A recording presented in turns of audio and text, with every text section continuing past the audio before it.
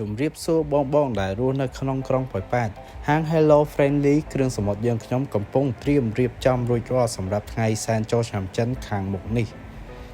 បរិយាកាសពិតជាស្រស់ស្អាតសម្រាប់បងដែលទំនេរពីការងារអាចអញ្ជើញមកពិសានៅហាង Hello Friendly គ្រឿងសមុទ្រយើងខ្ញុំ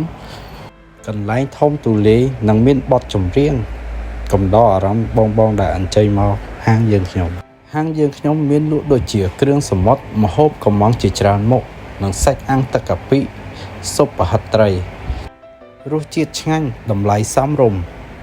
និងហាងយើងខ្ញុំមានទទួលធ្វើកម្មវិធីខួបកំណើតនិងកម្មវិធីផ្សេងនិងមានការ free decor ជូនបាទហាងយើងខ្ញុំកំពុងរៀបចំការសាងសង់បន្ទប់ KTV នៅខាងមុខនេះសូមអរគុណ